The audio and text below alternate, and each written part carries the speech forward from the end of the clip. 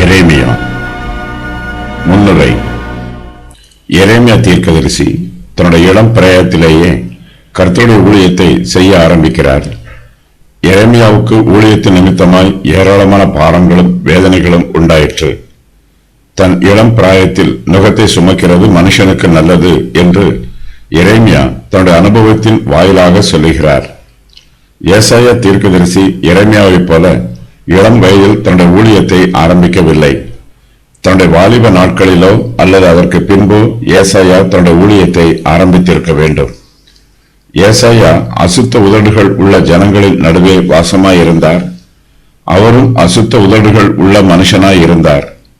இதனால் ஏசாயாவின் உதடுகள் நெருப்பு தழலால் சுத்திகரிக்கப்பட வேண்டியதாயிற்று. கர்த்தர் தமது கரத்தை நீட்டி எரேமியாவின் வாயை தொட்டார். கர்த்தர் ஏசாயாவின் உதடுகளை நெருப்பு தழலால் தொட்டது போல எரேமியாவின் வாயை நெருப்பு தழலால் தொடவில்லை. எரேமியா தன்னுடைய இளம் பிராயத்தில் இருந்தபடியினால் அவரிடத்தில் அதிகமான பாவங்கள் காணப்படவில்லை. அவர்களுடைய உதடுகளும் அசுத்தமாயில்லை. எரேமியா தீர்க்கதரிசி அநேக வருஷங்களுக்கு கர்த்தருடைய ஊழியத்தை செய்தார். சுமார் 50 வருஷ காலமாக எரேமியா கர்த்தருடைய ஊழியத்தை செய்திருக்க வேண்டும் என்று வேத பண்டிதர்கள் சொல்லுகிறார்கள். வேறு சிலரோ அவர் 40 வருஷங்களாக ஊழியம் செய்திருக்க வேண்டும் என்று சொல்லுகிறார்கள். யூதாவின் ராஜாவாகிய யோசியா அரசாண்ட 13ஆம் வருஷத்தில் எரேமியாவுக்கு கர்த்தருடைய வார்த்தை உண்டாயிற்று. யோசியா கர்த்தருக்கு பயந்து நல்ல ஆட்சி செய்தவன். யோசியாவுக்கு பின்பு யூதா தேசத்தை துன்மார்க்கமான ராஜாக்கள் ஆட்சி புரிந்தார்கள்.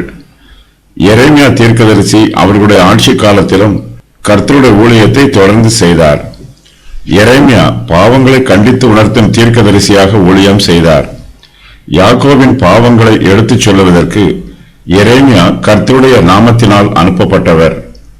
எரேமியா அவர்களுடைய பாவங்களை எடுத்துச் சொல்லி அவர்கள் மீது தேவனுடைய நியாய தீர்ப்புகள் வரும் என்று எச்சரித்தார். எரேமியா தீர்க்கதரிசியின் வார்த்தைகள் தெளிவாகவும் கண்டிப்பானதாகவும் உள்ளது. அவர் பாவத்தை குறித்து கண்டித்து உணர்த்தும் போது மென்மையான வார்த்தைகளை பயன்படுத்தாமல் கடினமான கண்டிப்பான வார்த்தைகளை பயன்படுத்தினார்.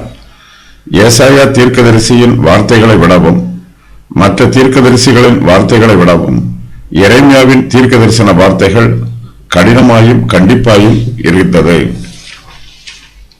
நாம் பாவிகளோடு பேசும்போது மென்மையான வார்த்தைகளை பேசுவதற்கு பதிலாக கடினமான வார்த்தைகளை கண்டிப்புடன் பேச வேண்டும். அவர்களுடைய பாவங்களை சுற்றி வளைத்து ஏனோதானோ என்று சொல்லுவதற்கு பதிலாக தெளிவாக சொல்ல வேண்டும். பாவிகள் மனம் திரும்ப வேண்டும் என்று அவர்களுக்கு கண்டிப்போடு சொல்ல வேண்டும். எரேமியா அழுகையின் தீர்க்கதரிசியாகவும் இருந்தார். அவருடைய காலத்தில் ஜனங்கள் பாவத்தில் ஜீவித்தார்கள். அவர்களுடைய பாவங்களெல்லாம் எரேமியா கண்ணீரோடு கவனித்து வந்தார்.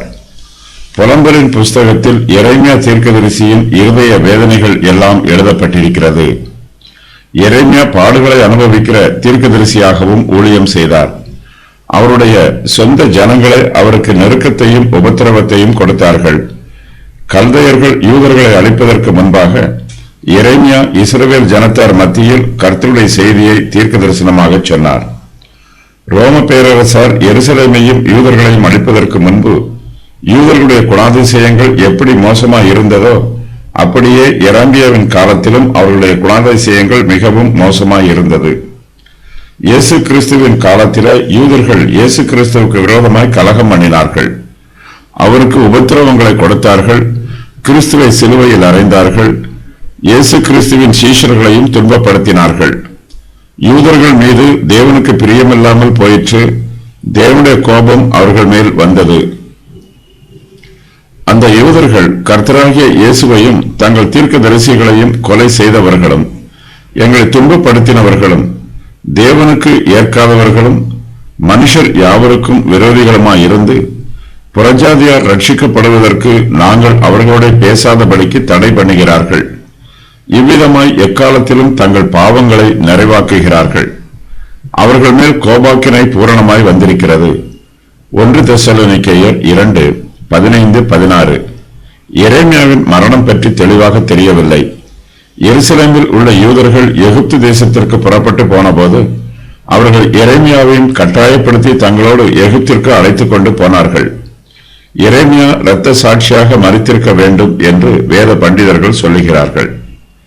எரேமியா தீர்க்கதரிசியின் புஸ்தகம் கிமு 685-606 வருஷத்தில் பாலஸ்தீன தேசத்தில் எழுதப்பட்டது. எரேமியா தீர்க்கதரிசியின் புஸ்தகம் முழுவதிலும் எரேமியாவே இந்த புஸ்தகத்தின் ஆசிரியர் என்பதற்கு அநேக ஆதாரங்கள் உள்ளன.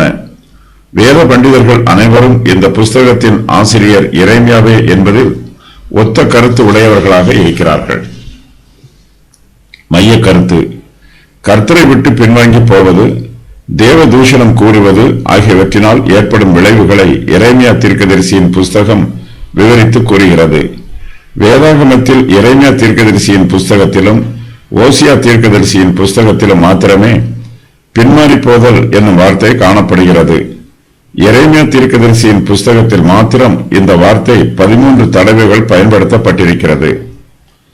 எரேமியா தீர்க்கதரிசி தன்னுடைய ஜனங்களோடு தொடர்ந்து வெளிப்படையான யுத்தத்தில் ஈடுபட்டிருந்தார். கர்த்தரை மறுதலிக்கிறவர்களுக்கும் கர்த்தரை விட்டு பின்வாங்கி போனவர்களுக்கும் தேவனுடைய நியாய தீர்ப்பு இரக்கமில்லாமல் வரும் என்பது எரேமியாவின் மைய செய்தியாகும். எரேமியா தீர்க்கதரிசியின் புஸ்தகத்தில் கூறப்பட்டிருக்கும் மற்ற கருத்துக்கள்: யூதா தேசத்தார் பாபிலோனுக்கு உடனடியாக சிறைப்பிடித்து செல்லப்படுவார்கள். 70 வருஷ சிறையிருப்புக்கு பின்பு இஸ்ரவேல் ஜனங்கள் தங்களுடைய தேசத்திற்கு திரும்பி வருவார்கள். இஸ்ரவேல் ஜனங்கள் மறுபடியும் உலகம் முழுவதும் சிதறி போவார்கள். இந்த காலத்தின் முடிவில் இஸ்ரவேல் புத்திரர் இறுதியாக கூட்டி சேர்க்கப்படுவார்கள். மேசியா எருசலேமின் மீது நித்திய காலமாக ஆட்சி புரிவார்.